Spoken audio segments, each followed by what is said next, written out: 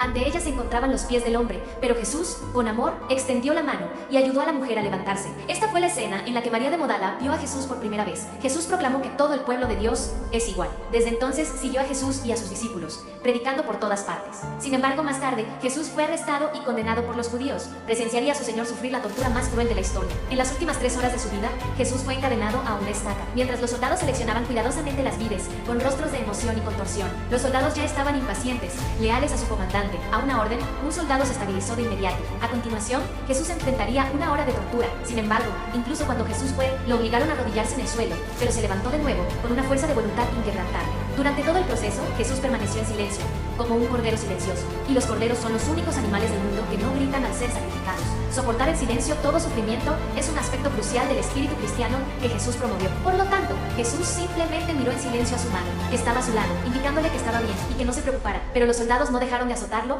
debido a su gran espíritu. Incluso creyeron que el silencio de Jesús se debía a que el castigo no era lo suficientemente severo, así que reemplazaron la vara por una cadena de cuero con clavos de hierro. Cada latigazo hacía caer sangre y carne al suelo. Su esposa, incapaz de soportarlo más, se cubrió la herida con fuerza. Su madre, de pie junto a él, sollozaba desconsoladamente. Los sacerdotes judíos finalmente mostraron una expresión triunfante. Sin embargo, sabían que el castigo era solo el comienzo, pues ya habían planeado la muerte de Jesús. ¿Por qué insistían los judíos en matar a Jesús? Porque Jesús insistía en que era el profeta y Mesías judío profetizado en la Biblia. Sin embargo, esto era un gran insulto para los judíos, porque el Mesías era el elegido, y solo un descendiente del gran gobernante judío. El rey David estaba calificado para asumir ese papel. Jesús, sin embargo, nació en un pesebre, en la familia de un carpintero común. ¿Cómo podría una persona así ser digna de ser llamada hijo de Dios? Por lo tanto, el sumo sacerdote judío sobornó a Judas, uno de los discípulos de Jesús, con 30 monedas de oro, permitiéndole dinerar a los soldados para arrestarlo. En el templo judío, para condenar a Jesús, el sumo sacerdote lo interrogó directamente. Jesús guardó silencio por un momento, y luego dijo con firmeza: los judíos han sido desenmascarados. Ahora todos presenciaban las palabras de Jesús. El sumo sacerdote acusó entonces a Jesús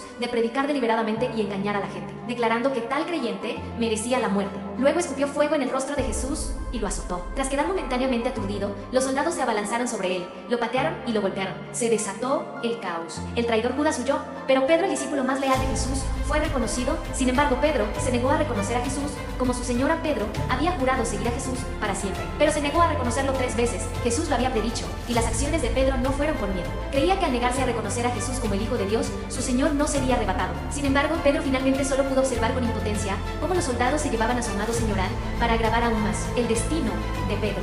Después de que Jesús fue crucificado, lo siguió en el martirio, pero sintiéndose indigno de ser crucificado como Jesús, pidió voluntariamente ser clavado cabeza abajo. Después de que el cristianismo se convirtiera en la religión oficial de Roma, Pedro fue nombrado póstumamente el primer papa. San Pedro Judas, tras dudar y traicionar a Jesús, sintió remordimiento y finalmente murió arrepentido. Fue colgado de un árbol torcido. Sin embargo, el sufrimiento de Jesús no terminó allí. Después de una hora de azotes, su cuerpo quedó cubierto de heridas. Luego fue arrastrado a la prisión por los soldados. Su madre y su esposa limpiaron en silencio la sangre del suelo, mientras su discípulo Juan lloraba amargamente. Pero en la prisión, los soldados no dejaron de torturar a Jesús. Habían sido sobornados por los judíos durante mucho tiempo. Así que tejieron una corona de espinas con clavos de hierro y se la impusieron a la fuerza en la cabeza, torturándolo. Luego se arrodillaron en el suelo, inclinados en sangre. Pero esto no fue suficiente. Lo que querían era clavar a Jesús en la cruz. Así que amenazaron al gobernador de nuevo con ejecutar a Jesús. Clavaron a Jesús en la cruz y finalmente llevaron a Jesús al palacio del gobernador para que éste ordenara su ejecución. Dijeron que Jesús había blasfemado contra Dios y había sido irrespetuoso con el emperador romano. Sin embargo, el gobernador era un hombre sabio. Sabía que esto era claramente una tontería, pero comprendió que si Jesús no era castigado, incitaría la ira de los judíos, pero si era ejecutado, incitaría una rebelión por parte de los discípulos de Jesús. Así que ideó un plan. Según la tradición, devolvería un prisionero a los judíos cada año. Dejó que los judíos eligieran. El resto del texto es una secuencia de caracteres sin sentido y no se traduce directamente. Se ordenó crucificar a Jesús, pero el gobernador sabía que no podía ejecutarlo, así que ordenó azotarlo. Sin embargo, los soldados y oficiales, ya sobornados por los judíos, usaron fuerza excesiva en la flagelación, intentando matar a Jesús. Sin embargo, Jesús, con una fuerza de voluntad inquebrantable, soportó la flagelación. Entonces los soldados le colocaron una corona de espinas en la cabeza. Cuando Jesús reapareció ante la multitud, estaba cubierto de sangre. El gobernador le preguntó al sumo sacerdote: Excelencia, ¿aún quiere luchar por la vida de Jesús? Pero la multitud ya había provocado una conmoción entre los judíos. En ese momento, el sumo sacerdote le dijo a Jesús: puedes elegir no morir. Tengo derecho a liberarte. Jesús respondió que le había dicho al gobernador que respetara la voluntad del pueblo y que estaba dispuesto a morir. Al ver esto, el gobernador solo pudo sacar una copa de oro, lavarse las manos y dar a entender que la muerte de Jesús no tenía nada que ver con él y que los pecados futuros serían asumidos por él mismo.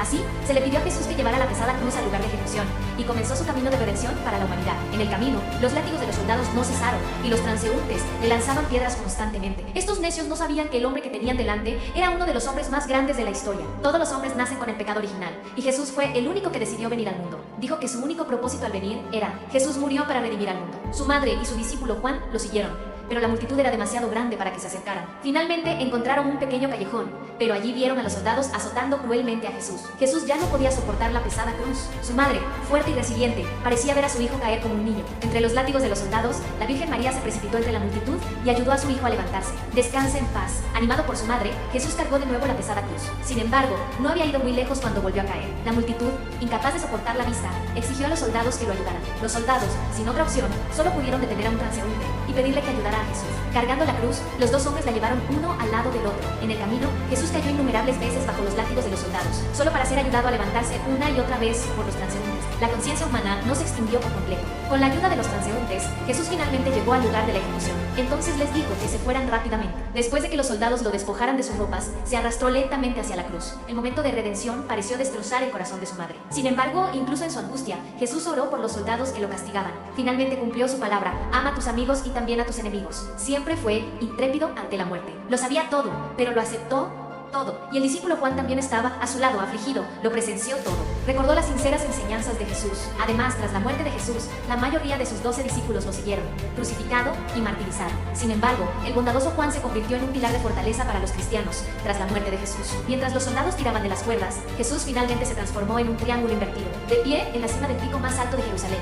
En la famosa pintura La Pasión de Jesús, esta imagen es la raíz de la fe occidental. Durante milenios, su madre supo que finalmente había terminado.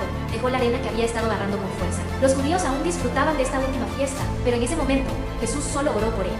Usó su vida para ejemplificar lo que significa perdonar sin amar. El tema de la humanidad es eterno. La grandeza de Jesús nunca provino de su estatus social, sino de su carácter progresivo y perfecto. La Virgen María se adelantó para ofrecer su última oración por su hijo. En ese momento, los soldados se fueron marchando gradualmente. Mientras la vida se agotaba, Jesús supo que su misión en la tierra estaba a punto de cumplirse. Los mortales mueren porque no pueden soportar el sufrimiento, pero Jesús soportó voluntariamente la tortura hasta agotar por completo su fuerza vital, antes de permitirse morir. En ese momento, pronunció sus últimas palabras. En ese momento, la redención de la humanidad por parte de Jesús se completó. Después, el Padre derramó una sola lágrima limpia, como si limpiara el mundo de sus impurezas. En el siglo IV después de Cristo, el cristianismo se convirtió en la religión oficial de Roma.